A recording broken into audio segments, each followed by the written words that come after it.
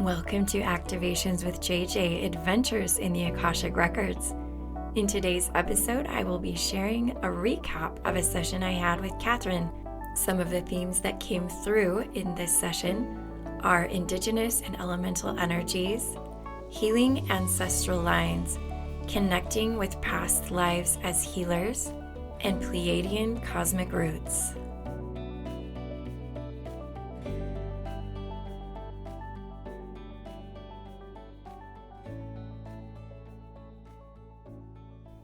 Welcome, my friends, to another fun-filled adventure in the Akashic Records. I love what I do. I get to do this all the time, every day, and it is just incredible to walk through these experiences with people. Today, I actually will be sharing the story of just one person. It was quite lengthy, and I wanted to include all the details, so I will refer to her as Catherine, even though that's not her real name. But she has given me permission to share all of this. And I hope that something in this story resonates with you and helps you on your soul journey. In every session, I always start off by bringing together people's guides and higher selves. And so as I brought in Catherine's guides and higher selves, I saw something very interesting on the top of her head. And sometimes when I'm looking at someone in the very first part of the session, I do see their energetic body. It's kind of like reading their aura, but a little bit different because I see things in a lot of detail. So for Catherine, I actually saw this flame, just this one flame right over top of her head. Now that's not super unusual. I oftentimes see flames with people, and I know several of you who are listening to this work with different flames, but this particular color of flame I have never seen before, and the color was silver and lavender. So it was literally a silver lavender, and it reminded me of that color that's really popular right now that people dye their hair. I know it's kind of a trend. It's kind of a silvery purple color, and what I felt like was that it was connected to her galactic family, and then Spirit dropped in and said, oh, that is a little communication device so that she can talk to her galactic family. And it's her Pleiadian and Lemurian family. So that was really fascinating. After that, I began to see the guides who appeared and stepped forward and came into the session. The first one was kind of a grandfather energy. It was definitely ancestral. But I honestly didn't feel like he looked like a grandfather. He looked like a younger man, maybe more like a father. After the fact, it was really interesting because I'm going to do a spoiler here. She told me that she felt like it was her father, and her father is someone who she doesn't have that good of a relationship with. But some of the things that came in the session, she felt were associated with his ancestral line. And so I felt like, okay, that makes sense. That's why he probably came through. He was still living, and I want to remind you that sometimes people who are still living can come into our energy field, and if we allow them to come through, we have to welcome them with our own free will and give consent. But sometimes people who are still living will come through in sessions as ancestral guides. After that, I felt Mary Magdalene energies, Mother Mary energies, and they represent and symbolize oftentimes the rose energy. And what I really felt her connection was with the Lemurian sisterhood of the rose and the sisterhood of the Magdalene, or the Magdalene order. I brought through a light language activation after that portion, and then we transitioned and another guide came through. I felt as if she was a woman in red, which obviously went along with the theme that I had just said about Mary Magdalene, Mother Mary, a lot of red with them. But this one felt ancestral. And this was really interesting because I don't often see guides looking like this. But this guide looked like she was pregnant. And she was just holding her belly. So I could tell she was pregnant. She was making it very obvious. She had a long flowing red dress on. She was happy. There was also something really unique about her that was connected to something previous in the session, and that was the fact that she had on a crown. And the crown was not a regular crown. It was actually a crown made out of flames. Now, unlike the crown on the top of Catherine's head that I saw that was purple silver, this one was more of an orange color. And they were just these orange flames in a circle around her head. And again, it looked just like a crown would be. After these various guides came through, we began to make our way to her records. And as you know, everyone's records feel and look different when I tap in. So the unique way that I brought her through was with a giant tree with a really big trunk. And it was engraved like there was a door in it. Very intricate engravings, almost like a fairy or troll or something connected to elemental energy. You can just open it and walk in and you're in another world. It's like a portal to another world. Funnily enough, and actually it shouldn't be funny, it should be like obviously, because this happens all the time, but this was a synchronicity for her afterwards. She said, "Oh my goodness, when you brought me through the tree has been coming up for me in other sessions. It's definitely a theme, so it made total sense that it was a tree. It was like a confirmation and a validation for me, so that was fun to hear." As we walked through, I had her release any fear or hesitation connected to going deeper into herself, going deeper into the Akashic Records, because we were going deep. I definitely felt it was going deep. We were going through this dark tunnel, and one of her guides had a torch. Now, this was a guide I hadn't brought through already. I was like, oh, it's another guide. It's a different one. This one was wearing like a toga robe thing, and their skin wasn't normal colored skin like on our planet that you would see on somebody. It was either blue or green. It was just very different. I think this was connected to her Pleiadian family, to be honest with you. And then I brought in some light language. We kept walking through, and the tunnel opened up to a whole room of crystals. There were crystals on the walls, and her guide said, well, this is a Pleiadian style Akashic Records. And I've never had anyone's guides tell me like, oh, this is a certain star race's type of Akashic Records. But they said, yes, this is how the Pleiadians keep their records. And so what I saw was that almost all of them looked like a disc, like almost like a DVD, but they were made out of crystals. So like crystal discs. And these were all of her memories, all of her records.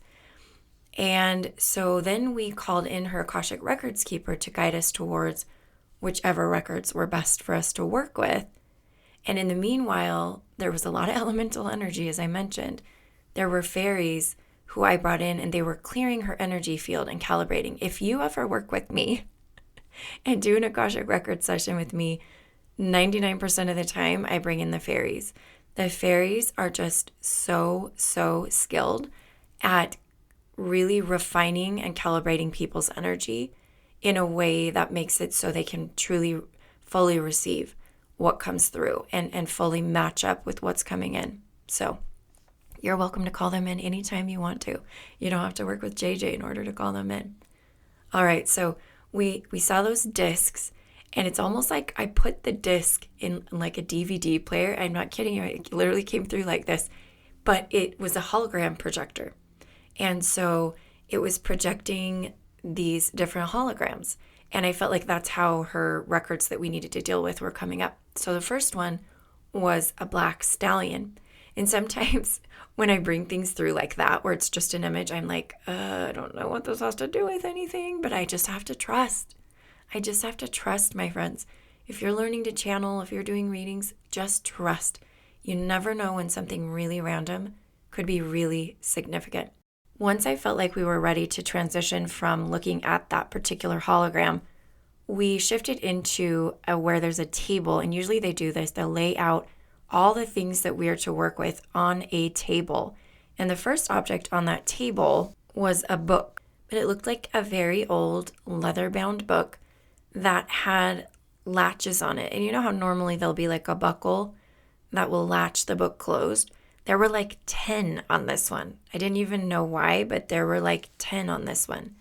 And so I just let her, I didn't know what we were supposed to do yet. So I just had her take it and hold on to it like it materialized right there. And the next item was a contract. That's pretty common. it looks like it was resting on a bed of clouds, which was unique as well. Sometimes the people's guides will be like, oh, be very detailed, tell them exactly what's on it. Well, in this case, it was blank. I did not see anything. And they do that on purpose because they told me, you know what? She'll understand what it's for. There's a pen by it for her to go ahead and sign a contract. And I just was silent. I just sat there and I let her tap into that and see what came through for her. Sometimes I feel like something won't come through in our session, but when people listen to the playback of our session, then it comes through after that. All right. So then we had this little figurine, kind of like a totem. And I knew it was related to indigenous energies. And I felt like she grabbed onto it and she was immediately taken into a past life where she was indigenous. And I felt like she made instruments. And one of those was like a hang drum made out of a skin stretched over a frame. If you're familiar with what that is, she's like a drum maker. And I can hear in my clear audience all these drums. I was like, oh my gosh, this past life, she was surrounded by all kinds of drumming and rhythms, which was really cool. I love being able to tune into my clear audience. It's one that I'm learning how to, refine. So after that, we saw more of this life where she was this drum maker. And I saw there was a little boy who was hurt. And the people brought him to her to heal him. It's like she had a table in her house and they cleared everything off the table. And they put him on the table and he looked unconscious. And it felt like she was doing some kind of CPR. She was breathing on him and then he was coming back to life. Not breathing like in his mouth, but breathing like blowing on his body. It felt like she was helping him to release like a dark energy and it came out of him. So that was really cool. Then we fast forwarded to another part of that life where I felt like she was putting on some face paint to do some kind of ritual or ceremony. I saw feathers. I saw a shaker, like a rattle, and some kind of dancing. And I just allowed Catherine to sit with this visual that I was creating for this past life. I didn't even know she would see them because sometimes I know people can't see fully with their third eye, but I know that as I'm describing it, there's something going on there. That was a really cool part of that life. After that, they said, take a break, which was funny. They said, we need to take a break. We need to let her body catch up and integrate more. So then we started connecting with Gaia. And I had her imagine that she had a cord that was stretching down to the earth, down, down, down, down, down. So she could ground a little bit more in her root chakra. All right. Then they were ready and they're like, okay, we can move on. And I was taking her to another past life. And I have to tell you, I'm going to take a little side tangent break here, that it's been very, very common lately in the Akashic Records to go into a past life. Past life is a theme. If you listen to my March 2023 energy update, it's absolutely a theme because people are tapping into those lives to remember the gifts that they've had in those lives, to remember their purpose, and to really bring those gifts into their lives now. That is exactly why I am offering a multidimensional soul integration cohort this month. It starts at the end of March 2023 because my intention with that modality, and it's this modality that literally dropped in when I was at the very beginning of activations with JJ. I probably had 5 followers on Instagram and 10 people a week listening to my podcast episode, and Spirit's like, oh, here's a new modality. And I'm like, wow, I'm qualified to have a modality of my own. And it just blossomed from there. I just wrote down everything I could think of. And it wasn't even until a year later that I started working with people with this modality. And now Spirit's like, really do this modality. And in this cohort, I'm not only going to take people through the modality, but I'm also going to bring on 3 or 4 people who I will be training how to do this, because I absolutely know that it's a modality for the new earth. It's a modality that we need to spread and that more light workers need to know and understand how to do. If this resonates with you and you're interested in either of those offerings, either receiving the multidimensional soul integration or learning how to do it, you can click on the links below. Okay, there's my side tangent. All right, we're going to transition back into this session. So it was another past life. This one was different. I felt like she was male. It was almost like she had armor on, but it was more recent, like in the last millennium. But it was really fascinating because it wasn't armor because they were going to battle. It felt like they were doing grid work in that life, which was really, really cool. And so I just kind of took her through that. I let her see it. I didn't fill in a ton of blanks. Sometimes I don't fill in a lot of details. Sometimes I just let them receive. And it's almost like they're dipping their toe in the energy of that life, and then later it'll come through. After that, we went back to the table where everything had been, and there was a contract about self-worth, something about feeling worthy, spending money on herself. It was definitely self-worth. It was a contract. And I said, if you feel drawn to change it or alter it or really release it, dissolve it, whatever, you're welcome to do that. And as we do that, I always tell people, remember to say, and so it is, when you get to the end. And then I felt like an inner child part of her began to come in. And it wasn't an inner child from this modern life. It was almost like an inner child from a past life, which was very, very interesting. It just stepped forward, didn't have to do anything with it. It just felt like they needed to connect with each other. And sometimes, again, there's not a lot of details. We just do it that way. So that's kind of just wrapping up that particular session. I walked her back through the same way we came.